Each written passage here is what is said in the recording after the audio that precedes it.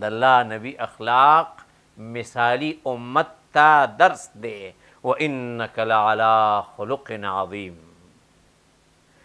شیبه بن عثمان یو قرشي عرب دی. کله چې د الله نبی مکه فتح کړه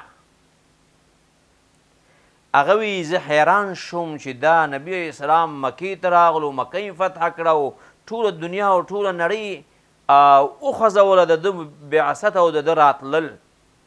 شیبه بن عثمان وی زه ځان سره مې عهد وکړو، ځان سره مې لوز وکړو چې که ټوله دنیا که عرب او عجم ټول د ده خبر ومني، خو لیکن او زه ځان ته پاتې شوم بیا به هم د ده خبر نه منم او ایمان ورباندې نه راوړم. او توره مې واخیسته کله چې نبی علیه السلام صحابه واقعي او دغه رنګه غزوې د حنین یا د اوطاس یا د حوازن هغه غزوې ته وتل.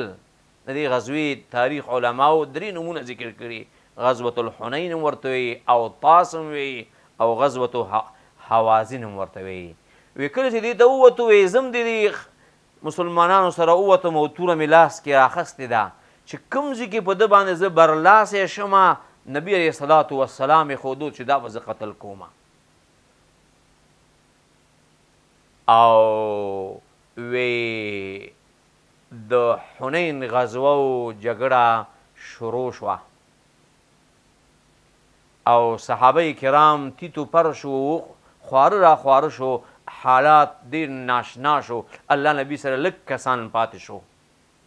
یو په دې وخت کې ما توره راواخیسته او نبي اسلام په کچره باندې سور دی او قاش نه مې راوویسته او غوښتل مې چې ګزار پې وکړم او دغه رنګه چې قتل یې کړمه.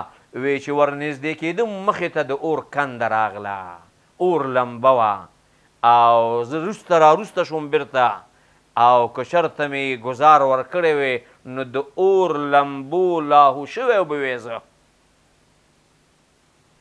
نبي اسلام راباندې پوه شو او ورته وی دلته راشه وی چې ورغلمه. وی زما سینې باندې لاس راکاږلو او وی ویلې اللهم اعذه من الشیطان، یا الله دې شیبه دا شیبه د شیطان نه بچ که، پناه ورکه دته د شیطان نه. نو شیبه وی ورته وی چې مخکې شه زه جنګېږه قتال کوه. وی نبي اسلام کشرې نه زه مخکې شوم او دغه رنګه توره مې راواخیسته چې څوک راځي زه به یې قتل کوم او وژنم به یې.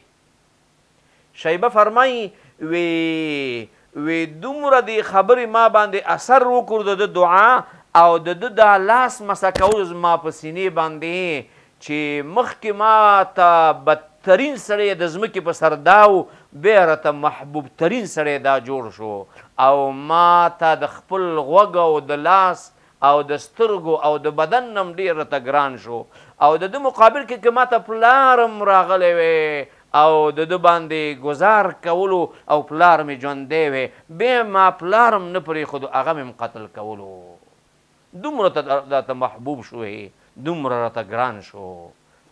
او واقعه د غزوې د حنین چې کله آخر ته ورسېده الله نبی وی یو خیمې ته ننوتو او هلته یې ماته ناشنا خبرې وکړې. وی زه نه غواړم چې هغه خبرې چاته وکړمه.